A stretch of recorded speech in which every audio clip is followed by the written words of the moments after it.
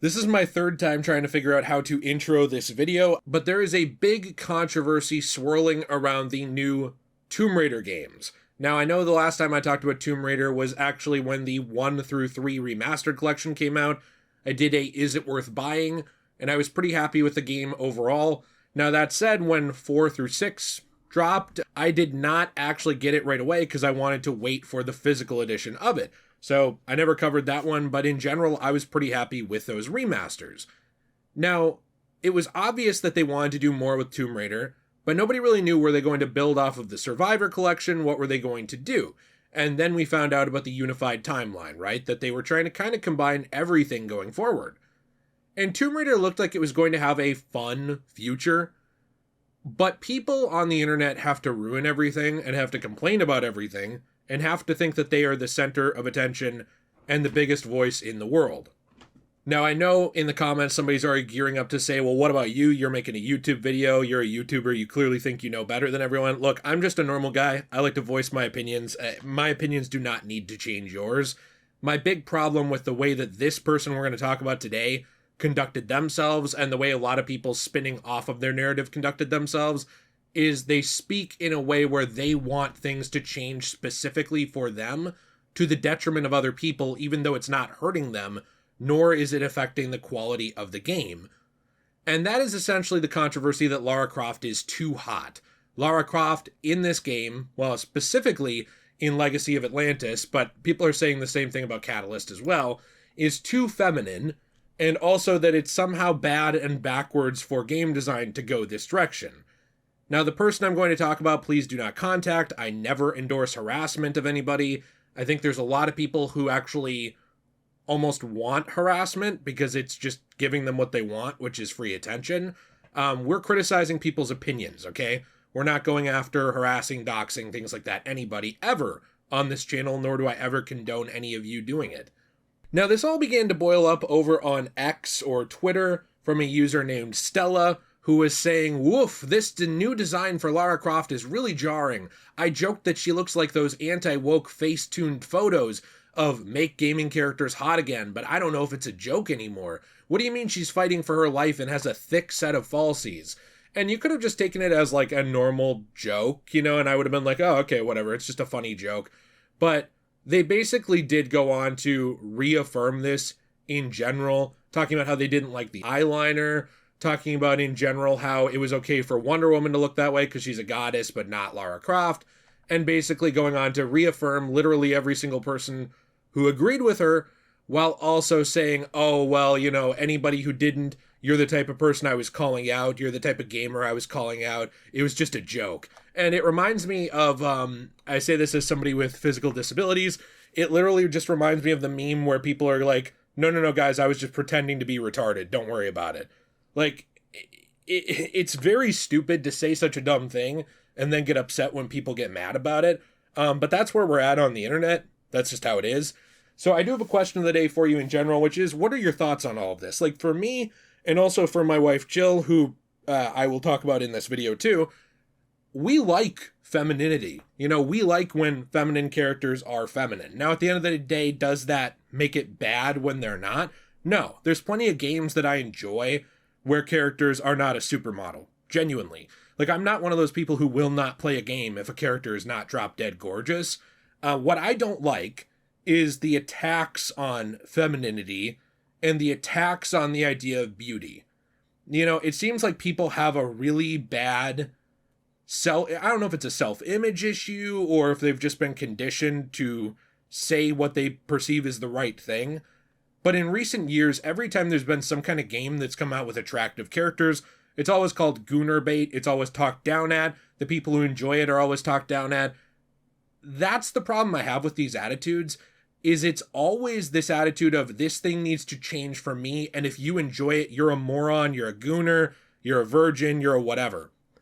Although the first people, like, the people who say that stuff are the first people to say that asexuality is normal, that it's okay, you know, to be a virgin, it's okay to not be interested in this stuff, but then they'll weaponize those terms and attack people if they enjoy fictional characters who are pretty. And this is something I talked about ad nauseum as well with Stellar Blade over on my RPG channel, JRPG, which is DJAY RPG. If you're interested, it is in the description down below. And it's something that my wife Jill and I talked about a ton during our Stellar Blade playthrough on Degenerate Plays. It's sad to me because, I wanted Jill to be in this video, my wife, and she wasn't even comfortable talking about this very much, like in this video. Because it's, something she said, well, we've had this discussion a lot. Whenever we talk about it on the channel, there's always people who are just like, they want to load your words. They want to be super mean-spirited about it. For her especially, she's always called like a pick-me or one of those things. I don't know. There's like a bunch of words that women use to hate on other women. And I truly do believe the statement, no one hates women more than women do. Because like for my example, like when I talk about something like this, people will say it's the male gaze. The problem with it is that Lara Croft, you're objectifying her. You're looking at her and she's being designed for you to undress her with your eyes and be naughty with her in your brain. And that's the problem, is that you look at her this way. And it ignores like a lot of groups of people in my audience who like pretty characters. Like there are a ton of people in my audience who are trans. There are a ton of people in my audience who are bisexual. My own wife is bisexual. There are a ton of people in my audience who are asexual, and they still like a pretty aesthetic, For me, in my audience, as long as you are not a pedophile or an asshole, you're pretty much always welcome. Genuinely. Bestiality people also are not welcome. I don't fuck with that. But if you're not a pedophile or an asshole, you're very welcome in my community. We can have opposing beliefs, all of that stuff, as long as we talk it out. You're not a dick to me, I'm not a dick to you. I couldn't care less. My problem with this entire controversy, and it's not just this one person, it was a lot of people spinning off of this being like, yeah, this is dumb gooner bait. It always boils down to, I am uncomfortable with this, you have to change it for me, and nobody else can experience it. The only things that I think that should apply to are things like protection of children. And you know what I mean? Like, there's some things that I think should not exist. If you were like, I'm going to make a game where you can romance 5-year-olds, I'd be like, okay, well, that's pedophilia. Bad. Get that out of here. Gross. That shouldn't exist to me. But most things in art, if I don't like them, assuming they're not morally reprehensible evil things, which there are some of those, most things in art, if I don't like them, I don't engage with it. Or I'll complain about it a little bit and I'll say, hey, I think this would be better if it was this way. But I'm not going to go and attack all the people who like it. Whenever we talk about things like the top 5s, like 5 things it did right and 5 things it did wrong, I've noticed that for video games and media and stuff like that, there's a huge subset of people who find their self-value in that thing. And if you say something you don't like about it, they're angry, they're going to tear you apart and things like that. And if you say something you do like about it and they hate it, they're going to go the same way. My thing is, I just think that these are very, very ill-informed people who unfortunately want things to change for them and want those things to not be experienced by you, and actively don't like you if you experience these things. Like, for example, going on to say the whole, these are the exact gamers I'm calling out in this post. You're upset and mad about false eyelashes, blah, blah, blah. What's weird to me about this is this did spin off into other people talking about it. But I've noticed a lot of the people, and I'm not talking about Stella, the person who brought this up. I've noticed that a lot of people who go on this wavelength are conventionally unattractive people. Okay, and I say that, I'm not a 10 out here. I'm a normal looking dude. I'm a little overweight. I'm not going to sit here and pretend I'm a Ken doll. But what's weird to me about this is when I see people like Stella doing it, where she's just this pretty Asian girl. I mean, I don't know anything about her background. I don't know anything about her, but she's a pretty person. But I feel like a lot of people who go on, and I'm clarifying that because I don't want to single out this person's looks in a negative way. But I'm saying in general, I've noticed a lot of people who talk about these things and get angry about these things are very insecure. And sometimes they're insecure because they're unhappy with their own looks, or they're unhappy with their own physical traits or their own sexuality or whatever it is. I remember when Jill and I talked about years ago, and I think this is one reason why she wasn't comfortable really wanting to do this video, but we talked years ago about the Batman and Robin stuff, where it was like DC Comics, and I have a point with this, was going out of their way to change writing, and they were going out of their way to make a certain Robin, Tim Drake, bisexual, even though I would argue there was really no history building to that. There was nothing pointing to him being closeted bisexual. There was nothing in the writing ever. The closest to it was he had friends that were dudes. And I remember talking about that and just saying that I think it's lazy writing. I think people in the bisexual community or the LGBTQ community deserve real characters that represent them, not hand-me-downs. They don't deserve like when your little brother gets your t-shirt because your family's not super well off, so that you pass it down, or they get your old toys, things like that. I think that these communities, if they want characters that are like them, should actually have characters created from the ground up that are like them, that, you know, they can see themselves in. And a lot of people took that really, really harshly. And even, you know, to the point where it was like trending on Twitter at one point. People were like sending threats, things like this. And my wife, Jill, basically got on and was like, hey, this video was partially my idea, and literally had to out herself as bi to tone it down. And then people went after her, called her a pick-me and all this stuff, right? And it's interesting to me that, like, people are so insecure. Like, I guarantee the people who went out of their way with that are people who either didn't understand the situation, were uncomfortable with their own sexuality, like they were ashamed of being bisexual or homosexual or whatever, and so this character being threatened, it was like a threat to them. It was people who were, like, unhappy with who they were. That's a just straight up anecdote from my own life where I've seen a thing like this happen. I've also seen whenever you have these big creators who will say, actually, no, I do like characters that are pretty. I do like characters that represent this thing. You'll have people kind of come out and say, no, hold on, it's not realistic, it's bad, you're a gooner for liking it. And the Stellar Blade situation showed that so much as well, where people were back, they were pushing back so hard on the existence of that game that all they did is signal boost it, make it more popular, make it sell more copies, to the point where the CEO of Shift Up, Kim Hyung-tae, who helped create that game, literally just received a presidential commendation in his home country of Korea for helping prove Korean gaming can be a huge worldwide phenomenon. And it was because of these activist people who are always trying to say the right thing, always trying to get things changed for you, always trying to insult you.